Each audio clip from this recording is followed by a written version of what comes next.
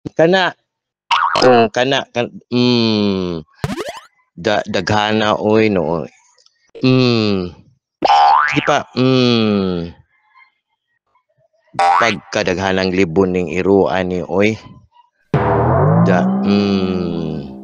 Kana sige pa.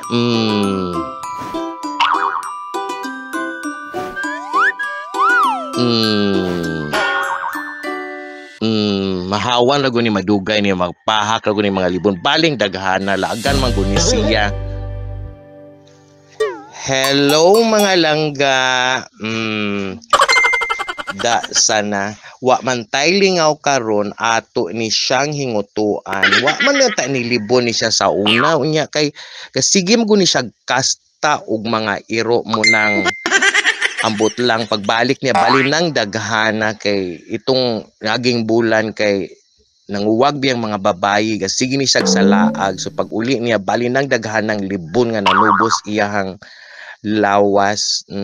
Kalingawan nato ni siya og hinguto niya mga libon baling dali arang manubo ambot lang niya ani unsaon ni siya kada adlaw sige ming gahinguto niya ani sige pa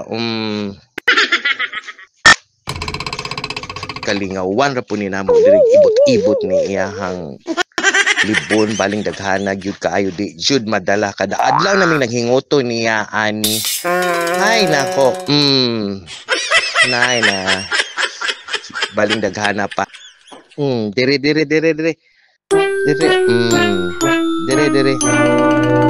Baling daghana oy ganina raming gasugod og sirig padpad ani iyahang libon. Ambot lang dagway og unsaon ni siya.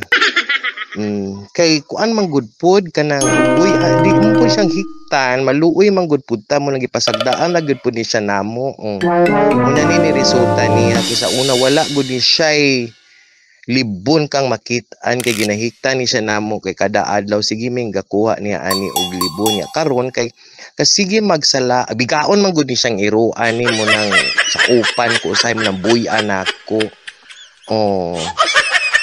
Baling daghana ambot lang niya ani isaon na ni siya. 2 hours later. Ubay-ubay na amo ang nakuha nga libon.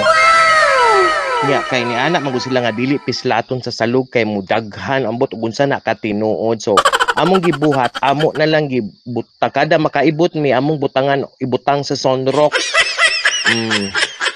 Diba daghan gyud kaayo among nakuha ubay-ubay pa na gikapoy na siya kay tablaw na siya sigig pamorsa kay amo siyang gitabangan og gunit parang makuha gyud ang mga libon.